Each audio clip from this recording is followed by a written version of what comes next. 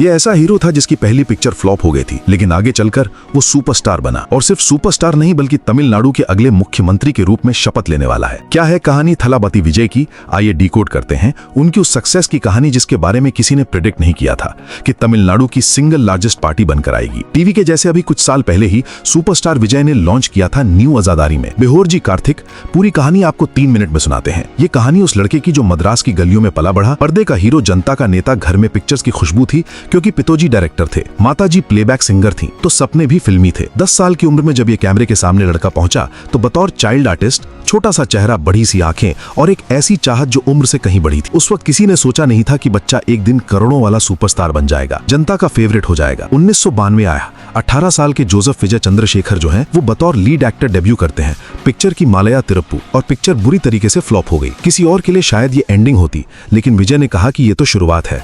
पिताजी ने हाथ थामा, उन्हें सिंदूर पंडित में कास्ट किया, पिक्चर हिट हुई।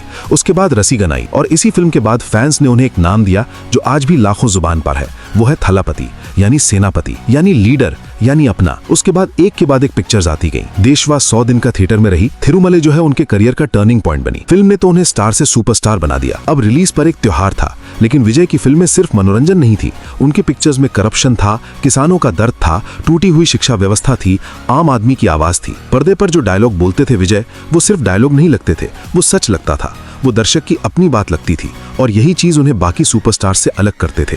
नाज़िरुल में गांधी जैसा स्टाइल नहीं, कमल हसन जैसा स्टाइल, वो सिर्फ सादा, साफ, अपना इंसान, एक ऐसा लड़का जो बॉय नेक्स्ट डोर यानी पड़ोस में भी मिल सकता था। तमिलनाडु की जनता ने उसमें अपना अक्स देखा, और यही सादगी आगे चलकर उनकी सबसे बड़ी पॉलिटिकल पावर बनी। 2009 में विजय ने विजय मक्कलेकैम नाम का एक फैन क्लब शुरू किया, लेकिन ये सिर्फ एक फैन क्लब नहीं था, धीरे धीरे एक जमीनी संगठन बनता गया, एक नेटवर्क, एक फोर्स। 2022 के लोकल बॉडी इलेक्शन में इस संगठन ने 115 सीट्स जीती। तब लोगों को अंदाजा नहीं था कि क्या सोच रहे हैं थलापति। थलापति सिर्फ सोच नहीं रहे थे बल्कि तैयारी कर रहे थे। 2 फरवरी 2024 को अनाउंस करते हैं कि मेरी पार्टी बनने जा रही है, तमिलनाडु वेटरिकर कज़गम यानी टीवी के, उनकी अपनी पार्टी, और साथ ही ऐलान करते हैं कि अब पिक्चर नहीं करूंगा, अब जनता की जो पिक्चर है उसे सुधारूंगा। एक आखिरी मूवी रानी गद्दा जननायगम अड़दे का आखिरी सफर था, लेकिन वो भी अजीब किस्मत लेकर आई। सेंसर की दिक्कतें, कोर्ट तक मामला पहुंचा, और अप्रैल 2028 में रिलीज होने से पहले ही खिंच हो गई, जैसे पर्दा खुद कह रहा हो कि अब स्क्रीन नहीं, अब तो उसकी मैदान में लड़ाई होगी। टीवी के की शुरुआत में लोगों ने कहा कि ये तो बस स्टार पावर है, 2 साल में ठंडी पड़ जाएगी, लेकिन विजय ने वो नहीं किया जो लोगों की उम्मीद थी। न बड़ी बड़ी रैली,